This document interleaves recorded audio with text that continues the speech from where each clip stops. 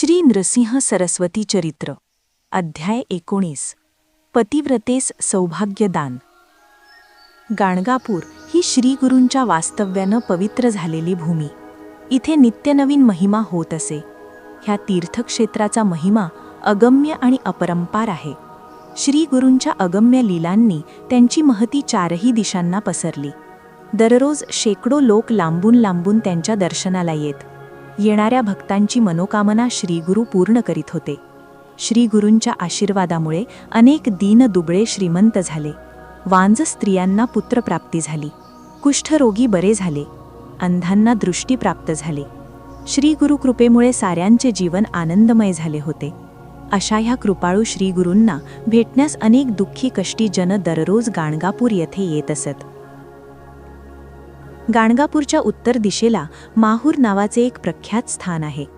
हे श्री दत्तात्रेयांचे आणि रेणुका मातेचे स्थान असून अनेक भक्त श्री दत्तात्रेयांच्या भेटीला व देवी दर्शनाला तेथे जात असतात।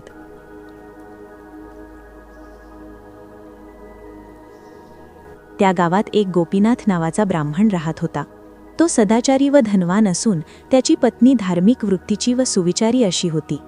अशा ह्या दाम्पत्याला पुत्रसुख मात्र नव्हते। त्यांना पुत्र झाल्यावर 2-3 वर्षाचे जीवन जगून इहलोक सोडून ते जायचे। त्यांची उभयतांची दत्तावर फार भक्ती होती। ती दोघे रोज दत्त आराधना करीत असत। दैवयोगानं त्यांचा एक पुत्र 5 वर्षांचा झाला।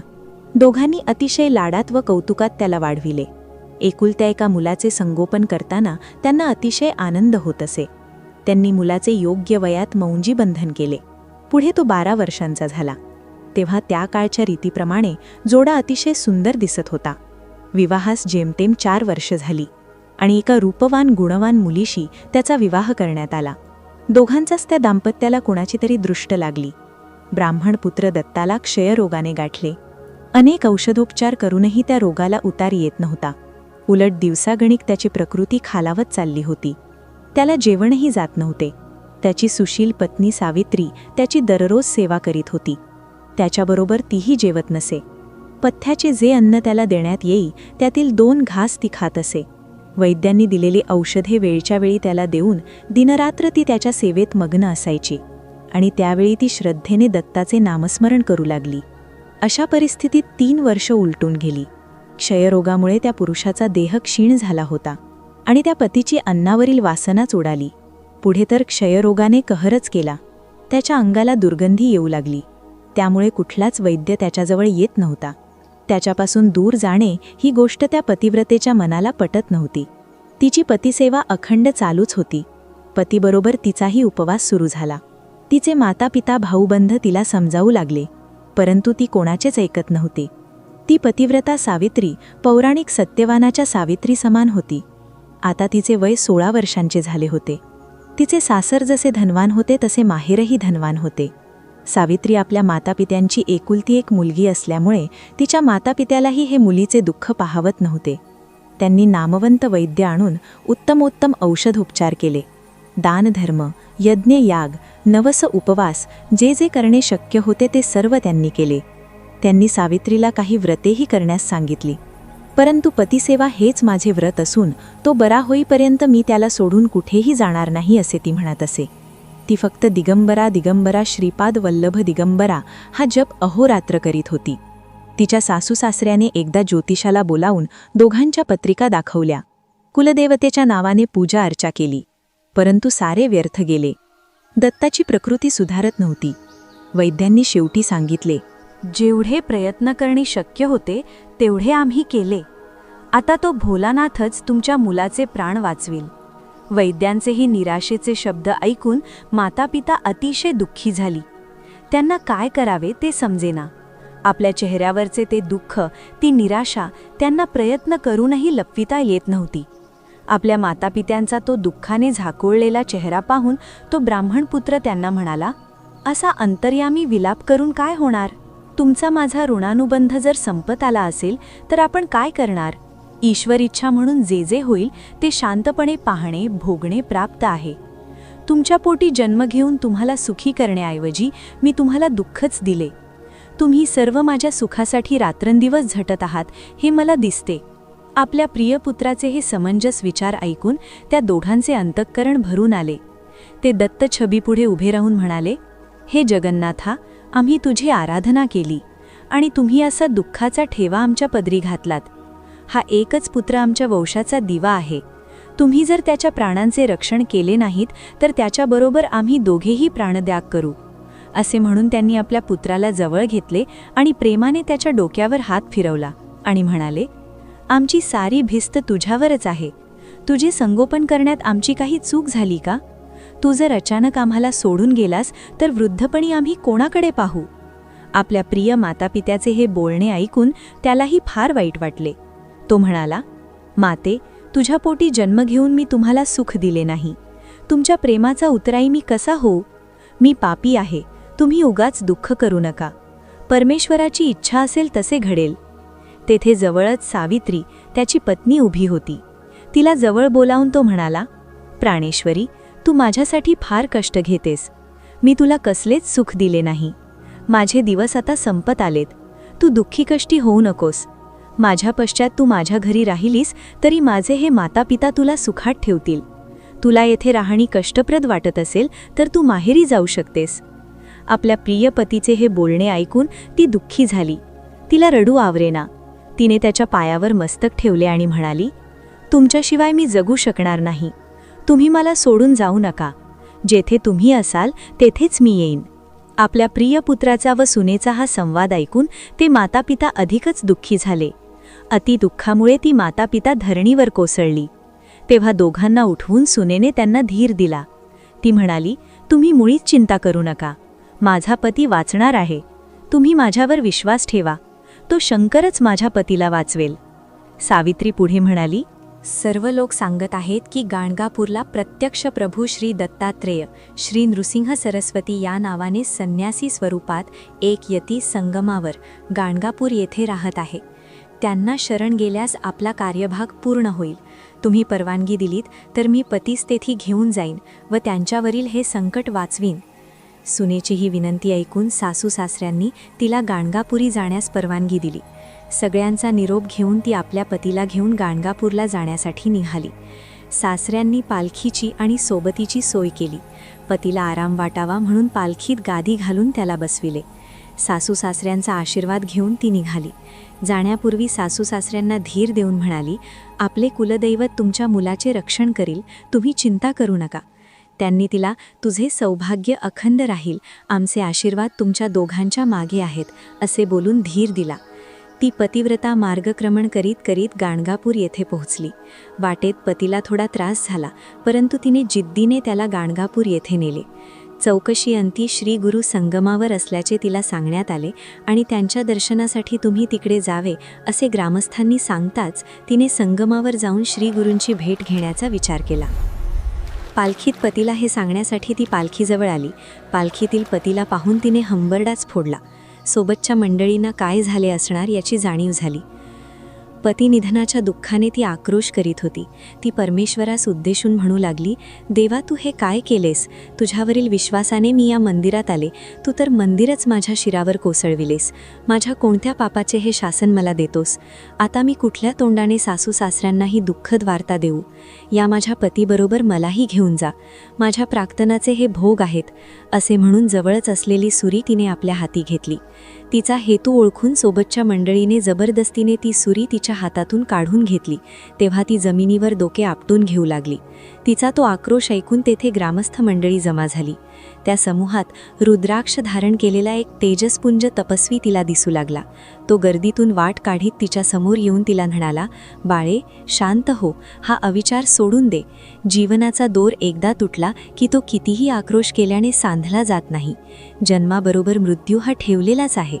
या जगात शरीराने कोण अमर झाला आहे का? तू तर ज्ञानी सुविचारी दिसतेस, तेव्हा हा निरर्थक शोक करणे सोडून दे. शांतपणे सौम्य शब्दांतील ते तपस्व्याचे विचार ऐकून तिला सत्य परिस्थितीची जाणीव झाली. त्या तपस्व्याला आदराने वंदन करून ती म्हणाली, माझ्यावर दया करा व मी आता काय करावे याबाबत मला काही मार्गदर्शन करा. तेव्हा त्या तपस्व्याने सुवासिनी स्त्रीने आपले दैनंदिन जीवन कसे ठेवावे व विद्वांनी कोणते आचार धर्म पाळावे याबाबतीत तिला उपदेश केला. श्रीगुरू म्हणाले, सुवासिनी स्त्रीने आपल्या कोणत्याही कृतीने किंवा उक्तीने पतीच्या प्रतिष्ठेस कसलीही हानी पोहोचणार नाही व त्याच्या अंतःकरणात जरासुद्धा क्लेश होणार नाहीत याची सतत काळजी घेऊन त्याच्या आज्ञेनुसार वर्तन करावे. पती मृत झाल्यास पत्नीने आपले पारलौकिक कल्याण साधण्यासाठी एकतर सहगमन करावे अथवा वैधव्य धर्माचे परिपूर्ण पालन करावे. एखाद्या तपस्वी स्त्रीप्रमाणे तिने जीवन जगून सदैव ईश्वर चिंतनात मग्न होऊन राहावे. सहगमन करणे अथवा विधवाचार सांभाळून राहणे हे दोन्ही मार्ग एकाच तोलामोलाचे, योग्यतेचे आहेत. दोन्ही मार्गांनी सारखेच पुण्य विधवेला मिळते. तेव्हा तुझी कौटुंबिक परिस्थिती पाहून तुझ्या मानसिक शक्ती सामर्थ्याचे आत्मपरीक्षण करून यांतील जो मार्ग तुला सोयीस्कर वाटेल तो तू स्वीकार. अशा प्रकारे अनेक उदाहरणे देऊन तिला त्या तपस्व्याने बोधामृत पाजले. तेव्हा त्यांना आपले हितचिंतक समजून ती म्हणाली, हे मुनिवर्या, मी तर आता अशी परप्रांतात आलेली आहे. मी अनाथ झालेली असून मनाने फार खंगून गेलेली आहे. तुमच्या उपदेशाप्रमाणे विधवेचे खडतर जीवन या समाजात जगणे या वयामुळे मला शक्य होईल असे वाटत नाही आणि म्हणून पतीसह सहगमन करण्याचा मी निर्णय घेत आहे. असे म्हणून तिने त्यांना वंदन केले व हे कृत्य करण्यास मला मनोबल देण्याचा आपण आशीर्वाद द्यावा अशी विनंती तिने केली. तिचे हे पतीवरील नितांत प्रेम, निर्धाराचे बोल आणि असामान्य धैर्य पाहून त्या तपस्व्याला आश्चर्य वाटले. तो तिला म्हणाला, एवढ्या लांबून तू श्रीगुरूंच्या दर्शनासाठी म्हणून आलीस, तर पतीचे अग्निसंस्कार करण्यापूर्वी तू एकदा श्रीगुरूंचे दर्शन घे. असे म्हणून त्यांनी तिला भस्म व 4 रुद्राक्ष दिली आणि प्रेताचे दहन करण्यापूर्वी हे भस्म पतीच्या सर्वांगास व्यवस्थित लाव आणि 2 रुद्राक्ष तुझ्या गळ्यात घाल व उरलेली 2 पतीच्या प्रत्येक कानात 1-1 याप्रमाणे बांध. सुहासिनींना व ब्राह्मणांना काही दानधर्म कर असे सांगून ते मुनी तिथून निघून गेले. घरून निघताना सावित्रीने सोबत काही कपडे, द्रव्य आणले होते. त्यामध्ये एक रेशमी साडी होती. सावित्री ती साडी नेसली आणि त्या तपस्व्याच्या सांगण्याप्रमाणे तेथील जवळपासच्या घरातील सुवासिनींना बोलावून आणले. त्यांच्या ओट्या भरल्या. ब्राह्मणांनाही दानधर्म केला. त्यानंतर त्या प्रेतास घेऊन सर्व मंडळींसह ती स्मशान घाटावर गेली. ती सर्व मंडळी शोकाकुल होऊन व्यथित अंतःकरणाने चालली होती. परंतु सावित्री मात्र धीर गंभीरपणे चेहऱ्यावर शोकाचा वा दुःखाचा लवलेशही न दाखविता त्यांच्याबरोबर चालत होती. मनोमन तिचे श्री दत्तात्रेयांचे नामस्मरण चालू होते. रस्त्यांतील पाहणारे लोक तिच्या या सहगमन करण्याच्या निर्धाराचे व धैर्याचे कौतुक करीत होते. तिथे गेल्यावर तिने सर्व भस्म पतीच्या शरीरास लावले व 1-1 रुद्राक्ष कानात घातले. त्यानंतर प्रेताचा प्रायश्चित्त विधी केला. शास्त्रानुसार 16वा संस्कार करून प्रेतपिंडादी कर्मे केली. हे सर्व झाल्यावर त्या मंडळींनी शास्त्रपद्धतीनुसार ते प्रेत व्यवस्थित बांधले. चिता रचून अग्नी देण्यापूर्वी करावयाचे सर्व विधी पार पाडले. तसेच तिच्या सहगमनाची सर्व सिद्धता झाली. पालखीबरोबर आलेल्या लोकांना ती म्हणाली, माझ्या सासू सासऱ्यांना त्यांचा मुलगा गेला आहे असे न सांगता आम्ही दोघे श्री गुरुचरणीच राहत आहोत असे सांगा. त्यांना सत्य परिस्थिती समजली तर ते प्राणत्याग करतील. आता मी श्री गुरूंचे दर्शन घेऊन येते. असे म्हणून ती सावित्री संगमावर गेली. तिच्याबरोबर काही मंडळीही दर्शनाला म्हणून तेथे गेली. श्री गुरु स्नान करून औदुंबर वृक्षाखाली ध्यानास बसले होते. त्यांचे डोळे बंद होते. ते ध्यानावस्थेत तल्लीन झालेले होते. त्यांचे ते तेजस्वी रूप पाहून सावित्रीला आपले जीवन सफल झाल्याचे समाधान लाभले. त्यांच्यापासून थोड्या अंतरावर उभी राहून काही न बोलता तिने खाली वाकून त्यांना नमस्कार केला.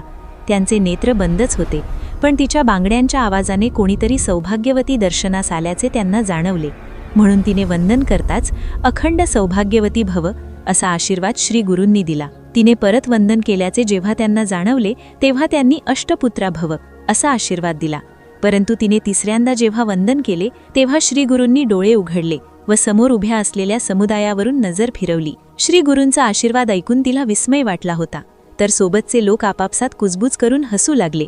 तेव्हा श्री गुरूंनी थोड्या रागानेच त्यांना विचारले, काय झाले? तुमचे हे चेहरे कसले कुतूहल दर्शवित आहेत? तेव्हा त्यांच्यातील एक ब्राह्मण म्हणाला, महाराज, आपण आत्ताच या स्त्रीला जे आशीर्वाद दिलेत ते ऐकून आम्ही आश्चर्यचकित झालो.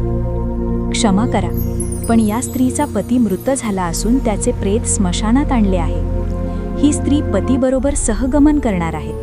या इहलोकीची यात्रा संपविण्यापूर्वी आपले दर्शन घेऊन आपले ईश्वर स्वरूपी रूप डोळ्यात साठवून हा इहलोक सोडावा या हेतूने ती येथे आली आहे. त्यामुळे आपण दिलेले आशीर्वाद खरे कसे होणार? त्या विप्राचे हे बोलणे ऐकून श्री गुरु म्हणाले, काहीतरी गफलत झालेली दिसते. असत्य होणारे शब्द आमच्या मुखांतून बाहेर येणारच नाहीत याची आम्हाला खात्री आहे. हिचा पती मृत झाला आहे यावर आमचा विश्वासच नाही. आम्हाला हे खरे वाटत नाही. तेव्हा त्याचे प्रेत तुम्ही येथे घेऊन या. आम्हाला प्रत्यक्ष पाहू द्या, म्हणजे खरे खोटे काय ते समजेल. श्रीगुरूंच्या आज्ञेने सर्वजण एकमेकांकडे पाहू लागले. परंतु सावित्रीला नवजीवन प्राप्त झाल्याचा आनंद झाला होता. ती त्या मंडळींना घेऊन धावतच स्मशानात गेली. त्यांच्या सहाय्याने तिने ते तिरडीवर बांधलेले, गुलाल अभिराने माखलेले व हार घालून तेथे ठेवलेले प्रेत संगमावर श्रीगुरू बसलेले होते तेथे आणले. त्यांच्या समोरच थोड्या अंतरावर ते प्रेत जमिनीवर ठेवण्यात आले. ज्यावेळी सावित्री व ही मंडळी प्रेत आणण्यासाठी स्मशानात गेली, त्याचवेळी श्रीगुरूंचे पूजन करण्याच्या हेतूने 4 ब्राह्मण श्रीगुरूंपाशी आले. त्यांनी श्रीगुरूंची षोडशोपचारे पूजा केली आणि रुद्रसूक्ताचे पठण करीत त्यांच्या चरणद्वयांवर अभिषेक करून ते उठले. तेथून ते जाण्यास निघाले. तितक्यात सावित्री हे प्रेत घेऊन तेथे हजर झाली. तेव्हा श्रीगुरूंनी त्या ब्राह्मणांना थांबण्यास सांगितले व प्रेताकडे पाहून सावित्रीला तो मृतदेह बंधनातून मोकळा करण्याची आज्ञा दिली. श्रीगुरूंच्या आज्ञेने प्रेतासोबत आलेल्या मंडळींनी बांधलेले ते प्रेत सोडले आणि त्यांनी प्रेत निर्वस्त्र करून पांढऱ्या कपड्यात झाकून श्रीगुरूंसमोर ठेवले. ते प्रेत पाहून श्रीगुरू त्या ब्राह्मणांना म्हणाले, आता तुम्ही जो अभिषेक केलात त्याचे तीर्थ या मृताच्या सर्वांगावर शिंपडा. त्या ब्राह्मणांनी त्याप्रमाणे केल्यावर श्रीगुरूंनी आपली नजर त्या प्रेतावरून फिरवली आणि ओठांची हालचाल करीत ते काहीतरी पुटपुटले. त्यांची ती अमृतमय दृष्टी परत प्रेतावरून फिरताच तो मृत झालेला सावित्रीचा पती गाढ निद्रेतून जागा झाल्याप्रमाणे आळोखे पिळोखे देत उठून बसला. त्याने विस्मयाने आपली नजर सर्वांगावरून फिरवली व जवळच इभ्या असलेल्या सावित्रीला बोलावले. तो तिला म्हणाला, हे काय चाललंय? माझे कपडे कुठे आहेत? ही सर्व लोक इथे का जमलीत? हे यतीश्वर कोण? मला येथे का आणले आहे? महाराज, आपण आत्ताच या स्त्रीला जे आशीर्वाद दिलेत ते ऐकून आम्ही आश्चर्यचकित झालो. क्षमा करा, पण या स्त्रीचा पती मृत झाला असून त्याचे प्रेत स्मशानात आणले आहे. ही स्त्री पतीबरोबर सहगमन करणार आहे. या इहलोकीची यात्रा संपविण्यापूर्वी आपले दर्शन घेऊन आपले ईश्वर स्वरूपी रूप डोळ्यात साठवून हा इहलोक सोडावा या हेतूने ती येथे आली आहे. त्यामुळे आपण दिलेले आशीर्वाद खरे कसे होणार? त्या विप्राचे हे बोलणे ऐकून श्रीगुरू म्हणाले, काहीतरी गफलत झालेली दिसते. असत्य होणारे शब्द आमच्या मुखांतून बाहेर येणारच नाहीत याची आम्हाला खात्री आहे. हिचा पती मृत झाला आहे यावर आमचा विश्वासच नाही. आम्हाला हे खरे वाटत नाही. तेव्हा त्याचे प्रेत तुम्ही येथे घेऊन या. आम्हाला प्रत्यक्ष पाहू द्या, म्हणजे खरे खोटे काय ते समजेल. श्रीगुरूंच्या आज्ञेने सर्वजण एकमेकांकडे पाहू लागले. परंतु सावित्रीला नवजीवन प्राप्त झाल्याचा आनंद झाला होता. ती त्या मंडळींना घेऊन धावतच स्मशानात गेली. त्यांच्या सहाय्याने तिने ते तिरडीवर बांधलेले, गुलाल अभिराने माखलेले व हार घालून तेथे ठेवलेले प्रेत संगमावर श्रीगुरू बसलेले होते तेथे आणले. त्यांच्या समोरच थोड्या अंतरावर ते प्रेत जमिनीवर ठेवण्यात आले. ज्यावेळी सावित्री व ही मंडळी प्रेत आणण्यासाठी स्मशानात गेली, त्याचवेळी श्रीगुरूंचे पूजन करण्याच्या हेतूने 4 ब्राह्मण श्रीगुरूंपाशी आले.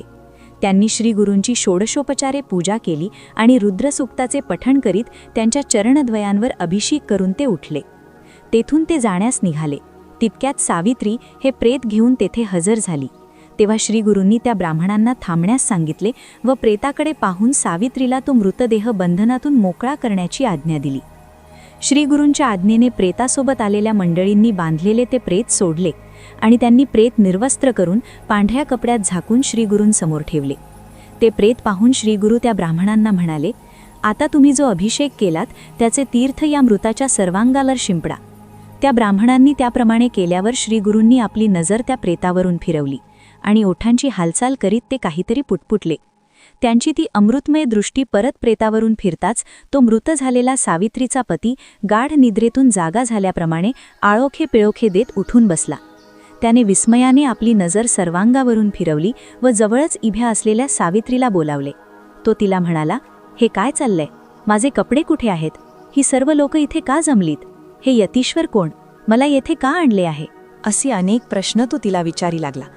आपला मृतपती उठला हाच आनंद तिच्यासाठी फार मोठा होता. तिला त्याच्या प्रश्नांना उत्तरे देण्यास शब्दच फुटत नव्हते. श्रीगुरूंच्या या अलौकिक कृतीने ती भारावून गेली. अत्यानंदाने कोणतेच शब्द बोलण्याच्या मनस्थितीत ती नव्हती. आपण नग्नावस्थेत आहोत हे त्या पुरुषाला समजले आणि शर्मेने त्याने मान खाली घातली. त्याला नवीन वस्त्रे देण्यात आली. ती वस्त्रे नेसून तो आपल्या पत्नीकडे गेला. जेव्हा घडलेली सर्व घटना तिने विस्तारपूर्वक पतीला सांगितली तेव्हा त्याचाही आनंद गगनात मावेना. ती दोघे श्रीगुरूंकडे गेली आणि त्यांच्या चरणकमलांवर मस्तक ठेवून त्या उभयतांनी त्यांना वंदन केले. त्या सावित्रीचे मन भक्तीने, प्रेमाने व कृतज्ञतेने भरून आले. तिच्या डोळ्यांतून अश्रुधारा वाहू लागल्या. जमलेले सर्व लोक श्रीगुरूंच्या नावाने जय जयकार करू लागले. एक मृत व्यक्ती श्रीगुरूंच्या कृपेने जिवंत झालेली ते सर्वजण प्रथमच पाहत होते. श्रीगुरूंनी स्नामगमावर दोघांना स्नान करण्यास सांगितले. ते दोघे स्नान करून श्रीगुरूंच्या पुढे आले. त्यांच्या चरणी नतमस्तक होऊन श्रीगुरूंची मनापासून त्यांनी प्रार्थना केली आणि म्हणाले, हे स्वामी, आम्ही काय करावे जेणेकरून तुमच्या या अतुलनीय अगणित उपकारांची फेड आमच्याकडून होईल. ह्या समस्त जीवमात्रांचे रक्षण करणारे एकमेव श्री शंकर तुम्हीच आहात. शरणागताचे रक्षण करणारे अशी तुमची ख्याती त्रिभुवनात पसरलेली आहे. हे ब्रह्मा, विष्णू, महेश्वरा, तुम्हीच आमचे रक्षण करा. आमच्यावर कृपादृष्टीने पहा. तुमच्या चरणी आमचे नमस्कार असोत. आमच्या हातून काही चुका घडल्या असतील तर आम्हाला क्षमा करा आणि आमचे सारे अपराध पोटात घाला. अशी प्रार्थना त्या जोडप्याने श्रीगुरूंच्या चरणी केली. त्यांच्या स्तुतिसुमनांनी गुरु आनंदाने त्या जोडप्याजवळ गेले आणि त्यांनी दोघांना आशीर्वाद दिला. तुम्ही दोघेही पूर्णायुषी व्हाल. तुम्हाला धनाची कमतरता भासणार नाही. अष्टपुत्रा सौभाग्यवती भव. ह्या माझ्या आशीर्वादाने तुम्हाला अष्टपुत्र होतील. तुमची सारी पापे नष्ट होऊन तुम्ही मुक्त व्हाल. त्यांच्या ह्या आशीर्वादाने त्या पती पत्नीच्या आनंदाला पारावार राहिला नाही. त्या आनंदमय वातावरणात एक कुटील बुद्धीचा धूर्त ब्राह्मण त्या गर्दीत होता. तो स्वामींना म्हणाला, हे गुरुदेवा, माझ्या मनात एक संशय निर्माण झाला आहे आणि या संशयाचे निरसन तुम्हीच करू शकाल. आपल्या शास्त्राप्रमाणे ब्रह्मलिखित कधीही चुकत नाही. जे भोग आहेत व आपल्या प्रारब्धात लिहिलेले आहेत ते कधी टळत नाहीत. असे असताना या गृहस्थाला अपमृत्यू कसा आला, त्याचा प्राण कसा गेला व परत त्याला पुनर्जन्म कसा प्राप्त झाला?